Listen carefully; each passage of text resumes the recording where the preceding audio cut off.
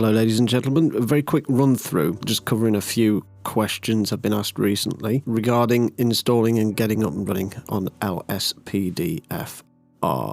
Now, first off, obviously you need to download LSPDFR, so download that. At the moment we're on 0.2 beta. Now when you download LSPDFR, you get all these files in there. These files also include RagePluginHook. I'll come back to that in a second. Basically what you want to do is select all those and drag and drop them in there. Now the next thing you need to do is go to RagePluginHook.net and download the latest version of RagePluginHook, because the version that comes with LSPDFR currently is an old version and won't work on the latest versions of the game. So when you've downloaded the latest version of RagePluginHook, again select all the files, click, hold, drag and drop, basically. Drag and drop those into your main executable directory. Now Windows should ask you if you want to overwrite the files, like that. So you just click replace the file in the destination. So that's LSPDFR installed on the latest version of RagePluginHook. Now a quick run through some other stuff for those who are new to this whole thing. Now I've got an LSPDFR folder here, and inside there there's some sounds and stuff for LSPDFR itself. And we have a plugins folder. Now in here, all these are Ragehook plugins.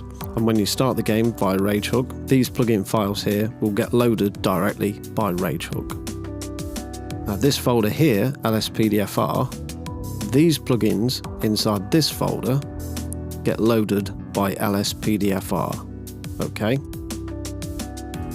So for example, call outs and stuff like that, arrest manager, sort of directly LSPDFR related stuff goes in this folder, plugins/LSPDFR.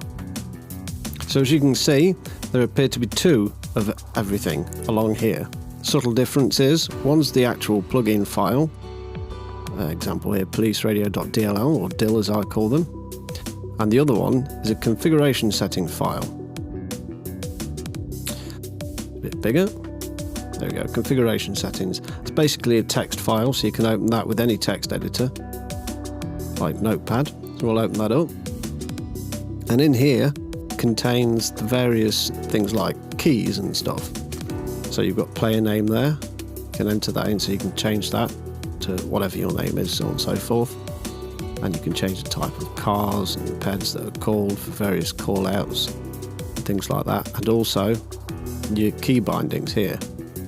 You can change your key bindings. Now this is pretty straightforward, because, you know, if you want a barrier, J, so on and so forth, left control key, it's all fairly self-explanatory.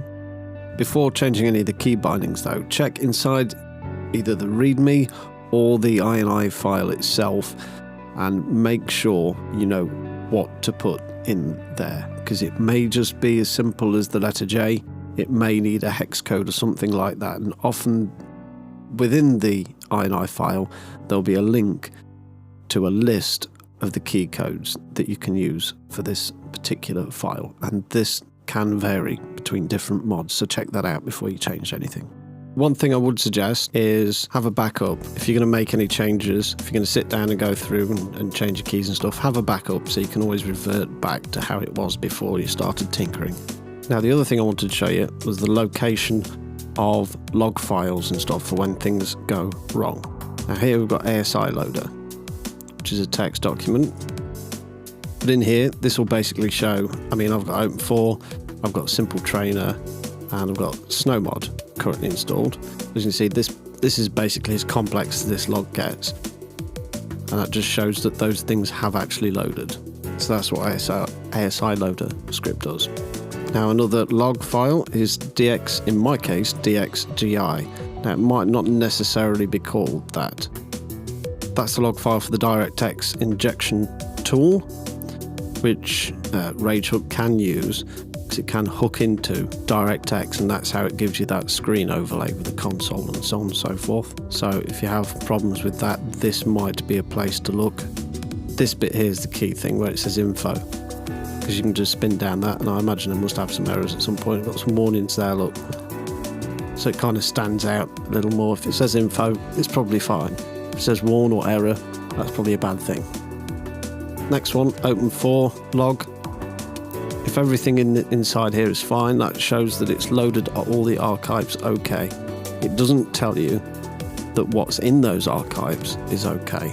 It just tells you that it loaded them okay. Now we have RagePluginHook log. I've probably got loads of errors in here. Let's see if I can find. So I'll spin down to the bottom.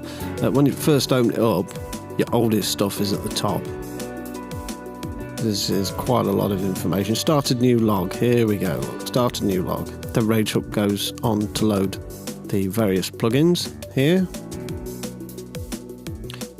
See quite a few. And then it loads LSPDFR.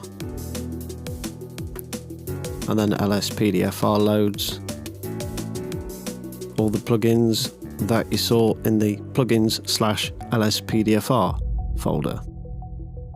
So this is the sort of level in the log where you're going to start to see errors if you've got a problem with a call out or some other LSPDFR related stuff.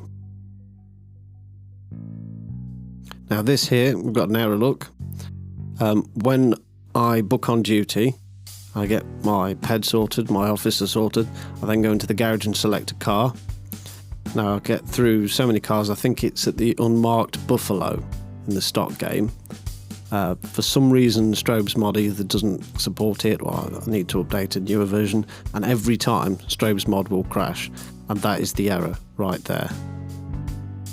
So again, if you get a call out issue, that would probably show up in this point here.